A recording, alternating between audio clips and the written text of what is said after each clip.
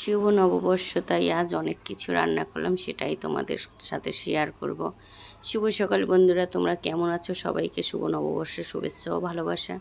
ঘুম থেকে উঠে রান্নাঘরে চলে আসলাম, একটু সুজি তৈরি করব। যেহেতু আজ নববর্ষ, একটু মিষ্টি দিয়েই শুরু করলাম সকালটা, কারণ নববর্ষের দিন তো আমরা অনেক কিছুই তৈরি করে থাকি, তবে আজকে তো আমাদের নিরামিষ।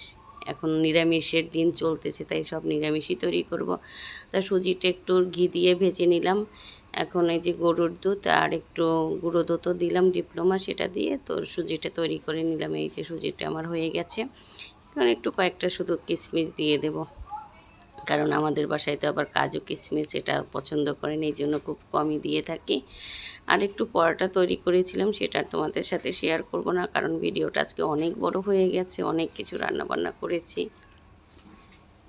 এই জন্য মনে করলাম যে এত কিছু শেয়ার করলে আর হবে না। আর এখন আমি নাস্তাটা করে নিচ্ছি, দীপকেও দিয়ে দিয়েছি, কিন্তু ওর বাবা বলল স্নান করে পরে খাবে, তার নাস্তাটা আছে। আমি খেয়ে আবার রান্নাবান্না করার জন্য প্রস্তুতি নিচ্ছি।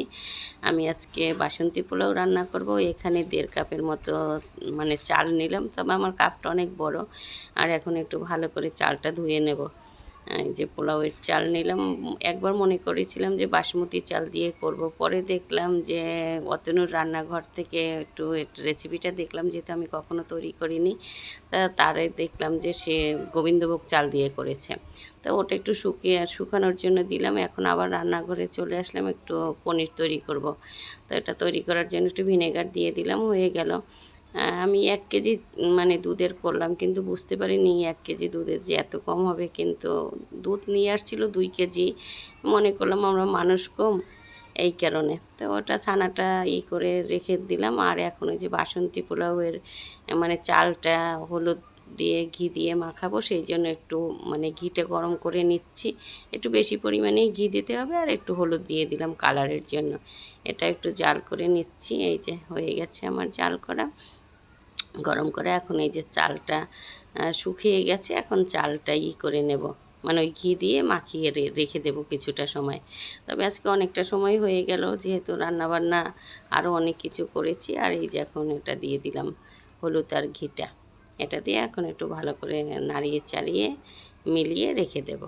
কারণ আমি কখনো তৈরি করিনি, খুব ভয়ে ভয়ে করেছি। তবে রান্নাটা খারাপ হয়নি, ভালোই হয়েছে। তবে মিষ্টি আরেকটু দেওয়া লাগতো, আমি ইচ্ছে করেই মিষ্টিটা একটু কম দিয়েছি। বাসন্তী পোলাওয়ে অনেক মিষ্টি দিতে হয়, চিনি আমি আর দিলাম না। আর এই যে আমার ছানাটাও তৈরি করা হয়ে গেছে, যে কেটে নিলাম, একটু বড় বড় করেই কেটে নিলাম। 1 কেজি দুধ তো মনে হয় 8 পিস হয়েছে মাত্র। এখন একটু পনিরটা ভেজে নিচ্ছি। বুঝতে পারিনি আসলে, প্রথম প্রথম তো মানে ছানা কতটুকু হবে বুঝতে পারি নাই। ওর বাবা, দীপের বাবা বলছিল একটু বেশি করার জন্য, পরে মনে করলাম থাক, প্রথম দিন তো একটু অল্পই ট্রাই করে নিই। আর এই যে পনিরটা একটু ভেজে নিচ্ছি, কিন্তু এই যে পনিরটা জালটা বেশি ছিল, একটু ভাজাটা বেশি হয়ে গেছে। তবে নিজেদের হাতে বানানো তো, এই কারণে খেতে অনেক ভালো হয়েছে, সফট হয়েছে। আর এখন পনিরটা রান্না করার জন্য আলুটা ভাজার আগে একটু ফোড়ন দিয়ে দিলাম, তেজপাতা, দারুচিনি, এলাচ, তারপরে কয়েকটা গোটা জিরে, এটা দিয়ে একটু গরম করে এটা একটু ঘ্রাণটা আসা পর্যন্ত, ও একটা শুকনো লঙ্কাও দিয়েছি। এখন আলুটা ভেজে নেব। মনে করেছিলাম যে আলু আর দেবো না, মানে অতনুর রান্নাঘরে পনিরের একটা রেসিপিও দেখেছিলাম নিরামিষ, কিন্তু পনিরের পরিমাণটাই এত কম হয়ে গেল, বুঝতে পারিনি। তো এই কারণে পরে মনে করলাম একটু আলু না দিলে হয়ই না, তাহলে একেবারে কম হয়ে যাবে। এই যে আলুটা এখন একটু ভালো করে ভেজে নিচ্ছি, আলুটা একটু সিদ্ধ হওয়ার জন্য সামান্য একটু ঢেকে দিলাম। তা ঢাকনাটা খুলে দেখলাম হয়ে গেলে, এখন একটু টমেটোটা দিয়ে দিলাম, আর 3টা ছোটো ছোটো 3টা কাঁচামরিচ দিয়ে দিলাম, দিয়ে আর এখন এই মশলা দিয়ে দিলাম। এখানে ছিল ধনিয়ার গুঁড়ো, জিরের গুঁড়ো, সামান্য হলুদের গুঁড়ো, আর একটু কাশ্মীরি লঙ্কার গুঁড়ো কালারের জন্য একটু দিলাম। যেহেতু কাঁচামরিচ তো দেওয়া হয়েই গেছে, আর এই যে কষানোটাও হয়ে গেছে, আলুটাও যে মানে তেলটা ছেড়ে আসছে, এখন জল দিয়ে দিলাম। জল দিয়ে এটা ফুটে উঠলে পনিরটা দেবো, কারণ সে বলল যে পনিরটা দিয়ে নাকি বেশি রান্না করলে পনিরটা শক্ত হয়ে যায়, এই জন্য পনিরটা দিয়ে ম্যাক্সিমাম 1 মিনিট রাখার কথা বলল। আর এখন একটু চিনিও দিয়ে দিলাম, যেহেতু নিরামিষ তরকারি সব কিছুতে একটু মিষ্টি মিষ্টি না হলে কিন্তু ভালো লাগে না। তো এটা হয়ে গেল, এখন এই যে পনিরটাও দিয়ে দিচ্ছি। মানে পনিরের পরিমাণ এতটা কম হয়েছে, তা দীপ খুবই মজা পেয়েছে। ওর বাবা বললো যে আরেকদিন তৈরি করে দিতে। আর এখন একটু গরম মশলার গুঁড়ো দিয়ে দিলাম, আর দেবো একটু ঘি, আর নামানোর আগে একটু ধনিয়া পাতা কুচি, এই যে ধনিয়া পাতা কুচিও দিয়ে দিলাম। তাহলে আমার পনিরটা হয়েই গেল। এরপর বাসন্তী পোলাওটা তৈরি করব। এই যে আমার পনির রেডি। পেস্টটা দিচ্ছি, হঠাৎ করে কারেন্টটা আবার চলে গেল। আর এখন ওই যে বাসন্তী পোলাও রান্না করার জন্য দুটো তেজপাতা, দারুচিনি, এলাচ, তারপর গোলমরিচের গুঁড়ো, গোলমরিচ, লবঙ্গ, এটা দিয়ে একটু ভালো করে ভেজে নিলাম। আর এই যে কাজুও দিলাম, কিন্তু কাজু দেওয়ার ভিডিওটা না আমি মনে হয় স্কিপ করে গেলাম, মানে যখন ভয়েস দিচ্ছি তখন দেখলাম ওটা আর পেলাম না। মনে হয় ভিডিওটা করে মানে ভিডিওটা অন করিনি। আমার মাঝে মাঝে এরকমই হয়। এখন এই যে কাজু আর কিশমিশটা একটু ভেজে নিলাম হালকা জালে, বেশি জাল দিলে ওটা পুড়ে যাবে। আর এখন ওই যে চালটা দিয়ে একটু ভেজে নেব।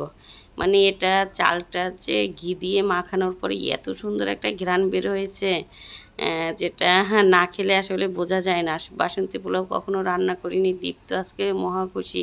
ওর বাবাও বলছে যে না আজকে নিরামিষটা ভালোই হয়েছে, এরকম নিরামিষ হলে সেও বলল যে ভালোই চলে খাওয়া।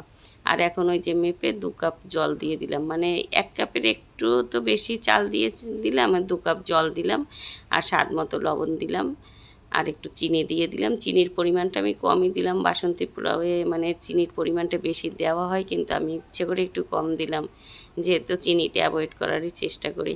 তা ঢেকে রেখেছিলাম, জলটা শুকিয়ে গেছে। এখন এই যে কাঁচামরিচ দিয়ে যে ফাঁকাটা একটু লবঙ্গ দিয়ে একটা করে নিলাম, ছিদ্রটা বন্ধ করে নিলাম। হয়ে গেল আমার বাসন্তী পোলাও, একেবারে ঝরঝরা হয়েছে। এই যে দেখো, অনেক মানে অনেক সুন্দর হয়েছে পোলাওটা। চিন্তা করছি এরপর একদিন বাসমতি চাল দিয়ে আবার করব।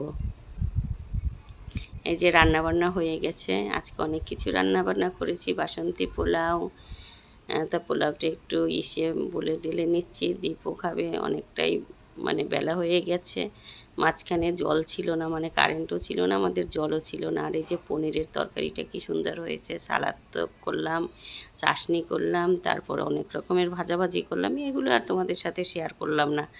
আর এই যে এখন খাবারটা নিয়ে বসে পড়লাম। ও লাস্টে আবার আমাদের ছিল দধি আর মিষ্টি।